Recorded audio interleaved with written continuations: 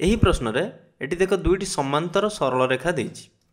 ଏଇଟା ଗୋଟେ ସରଳ ରେଖା ଏବଂ ଏଇଟା ଗୋଟେ ସରଳ ରେଖା ଏବଂ এই ସରଳ ରେଖା ଦ୍ୱୟ କ'ଣ ସମାନ୍ତର ଅଛନ୍ତି। ଏବେ এই ସରଳ ରେଖା ଦ୍ୱୟକୁ এই ସରଳ ରେଖାଟି କ'ଣ କରିଛି ଛେଦ କରିଛି।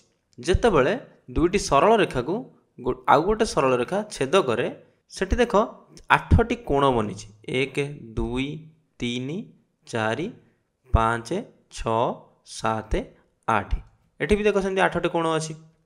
এই 8ଟି କୋଣରୁ ଗୋଟିଏ କୋଣର ପରିମାଣ ଆମେ ଜାଣିଛେ କେତେ 70 ଡିଗ୍ରୀ। ଆମକୁ ପ୍ରଶ୍ନ ପଚାରିଛି କି ବାକି ସବୁ କୋଣର ପରିମାଣ ବାହାର କର। ଆମେ ଏଠି B C D E F G H এই କୋଣ ଗୁଡ଼ାର ପରିମାଣ ବାହାର କରିବା। କେମିତି କରିବା ଦେଖ। ପ୍ରଥମେ ମୁଁ ଏଠି ଲେଖୁଛି ଦେଖ 70 ଡିଗ୍ରୀ ଯୁକ୍ତ କୋଣ ବି ର ପରିମାଣ ମିଶାଇଲେ 180 ଡିଗ୍ରୀ। ଦେଖ କେମିତି ଲେଖିଲି ବି କୋଣ ଏଇଟା ଏବଂ ଏ କୋଣଟି 70 ଡିଗ୍ରୀ। এই দুইটি পরস্পর পরিপূরক অଛନ୍ତି এবং আমি জানিছে যেতବେଳେ দুইটি কোণ পরস্পর পরিপূরক থিবে সে কোণ দ্বয়র সমষ্টি কেতে 180 ডিগ্রি। তেণু এটি আমি পাইଯିବା বি কোণর পরিমাণ কেতে 180 ডিগ্রি রু 70 ডিগ্রি ফেড়ি দেবা কেতে হব 110 ডিগ্রি। তেণু বি কোণ আমি পাইগলে 110 ডিগ্রি। এবে বি কোণ এবং সি কোণ এ দ্বয় পরস্পর প্রতিপ কোণ তেणु सी कोणर परिमाण भी बी कोणर परिमाण सह समान हम। तेणु सी कोणर परिमाण भी हम 110 डिग्री।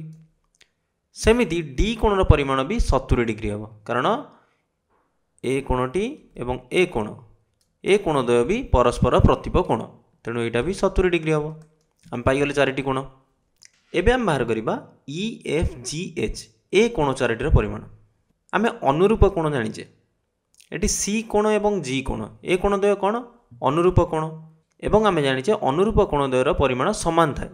तेणु सी कोणर परिमाण एवं जी कोणर परिमाण समान हम। बुझिपार।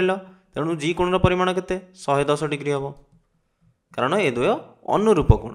सेमिति आउ किए अनुरूप कोण अछंती कुह बी एवं एफ ए कोण द्वय भी अनुरूप कोण तेणु बी जदि 110 डिग्री तेणु एफ कोणर परिमाण भी 110 डिग्री एवं एफ जी ए द्वय भी परस्पर प्रतिप कोण सेमिति भी हम बाहर कर पारथांते कि एफ 110 डिग्री।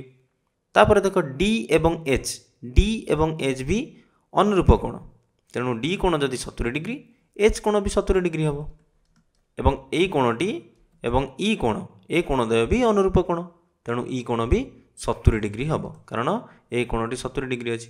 एवं एठी भी जदि देखिबो ई एवं एफ परस्पर परिपूरक अछंती 70 रे 110 मिसेला हम पाउचे केते 180 डिग्री तेणु आम ठीक पाइचे। बुझिपार। सेमती ई एवं एच जदि तुम देखिबो परस्पर प्रतिप अछंती तेणु एमिति आम गोटे कोण देइथिले बाकी 7टी कोण बाहर करि परिबा।